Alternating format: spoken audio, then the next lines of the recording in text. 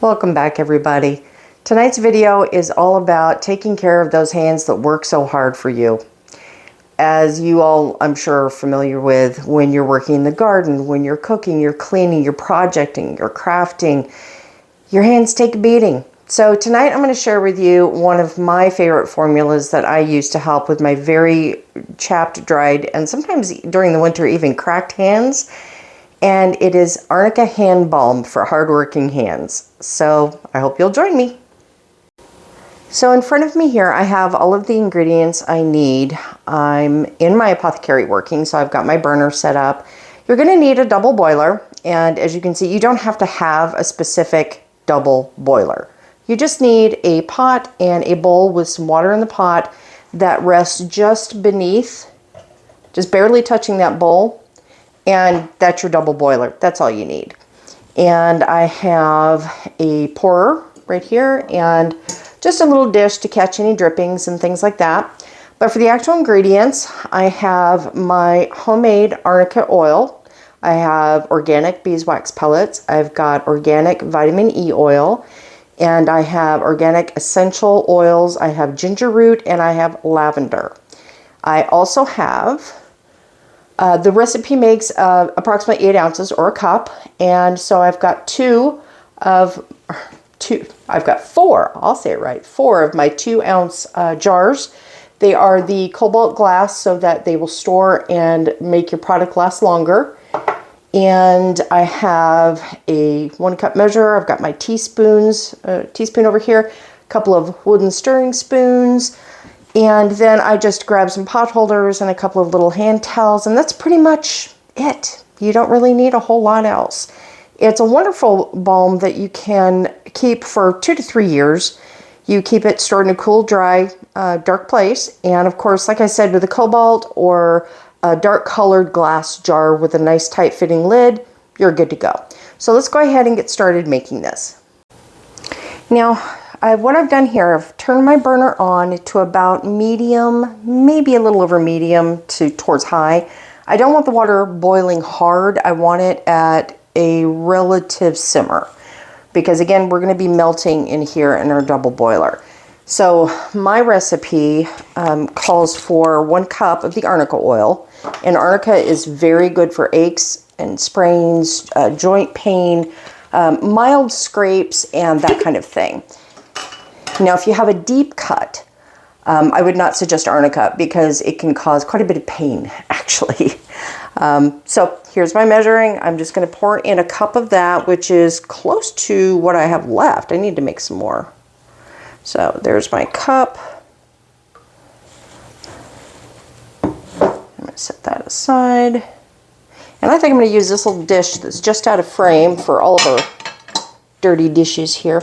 Now it calls for basically 1 ounce or 1/8 of a cup or 6 teaspoons. So I'm just going to use my teaspoon measure and just do it that way. I don't recall ever seeing a measuring cup set that had an 1/8 cup measure. So you could use a 1/4 cup and then just half it, but this is a little bit more precise. So I just have my teaspoon measure and I'm just going to put in 6 of these.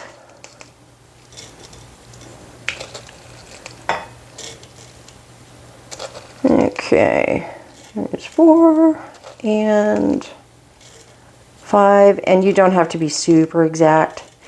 The difference is you're measuring this out because the beeswax is going to solidify that oil into a salve.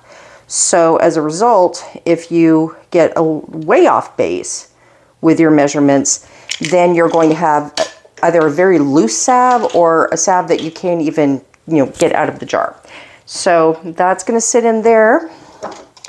And we're going to let that start to melt. Now, I did mention that we have vitamin E oil. Okay, vitamin E oil is not only fantastic for your skin, but it is also a natural preservative.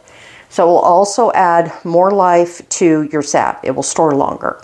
So I'm going to add that in just a short, and the essential oils we won't add until the end because the heat will kill the scent, basically. So we're going to wait till we're completely done, everything's completely melted, then we'll add these in. So I'm going to keep melting this, and I'm just going to use a little wooden spoon to keep things kind of moving and make sure the wax pellets aren't stuck high up on the bowl anywhere. And then I'm going to add my vitamin E oil. So I shall return in a moment. Now, as you can see, the water beneath the bowl is starting to simmer, and that's right where we want it. You gradually just give it a little stir to keep the beeswax pellets moving and grooving, and they're melting nicely now. So I'm just going to keep an eye on this, and when it's fully melted, we'll complete the rest of the balm. Okay, now our beeswax pellets are completely melted. I have already turned the heat off because what you don't want to do is keep heating that oil because you're going to start killing off the healing properties of it. So we're going to move kind of quickly here. Recipe calls for 2 tablespoons of your vitamin E oil. Let's see if I can get it out here. Okay, so there's 1. And 2. Okay, we're going to put that in our mist bowl. And I'm going to give that just a quick little stir. Now, before we move any further, I'm going to get my pot holders ready. And I've already got all of my jars uncapped because we're going to have to move kind of quick here. And we all know this is very hot oil. So we're going to start by putting our essential oils in.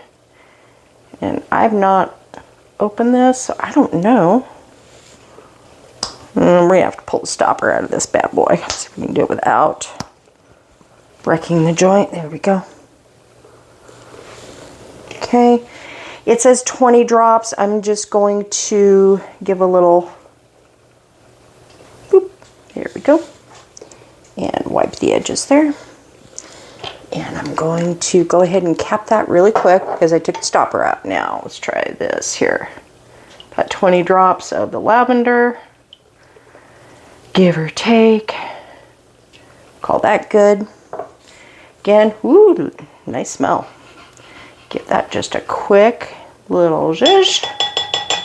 Now, I need to put this in here.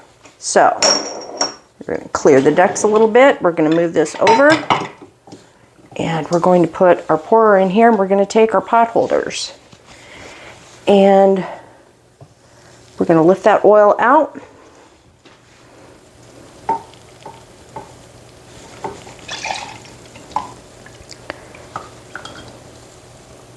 There we go. And yeah, we had some mess. But, you know what's great about that? You can scrape it out and put it on your hands. So now that I've got that, I'm going to scoot that aside. I'm going to bring you down so you can see. Whoops, sorry about that. And we're going to start pouring. And I'm going to pour these just like so. See how many I actually get because I did spill just a little, which is fine. Like I said, it's not going to go to waste. Okay, and this one, I do have a little bit left, so let's go ahead and top these off. And the salve will set, and as it sets, it will shrink. So we'll top that off a little bit. Oh yeah, we got plenty to fill these for. Perfect. All right, there we go. Now, let me bring you around. And now we have our 4 salves. And I'm going to let these come to room temperature and solidify completely. And once they're done, I will cap each individual jar. I will label, date, and put the ingredients and usage instructions on it. And it's as simple as that. You will have hand balm that will last you 2 to 3 years if stored properly, and it is soothing, it is healing, it's nutritive to the skin, and it soaks in. It does not stay greasy. It will soak into your skin beautifully, so it won't stain your clothing, and it is just wonderfully comforting on very dry hands. And if you would like. You can also use these on your feet if you have dry feet a lot, especially during the winter time, or even in the summer if you're outside working a lot in heavy work boots or that kind of thing. I hope you've enjoyed this video, everyone, and I look forward to seeing you next time. Blessings to you and yours. Bye-bye.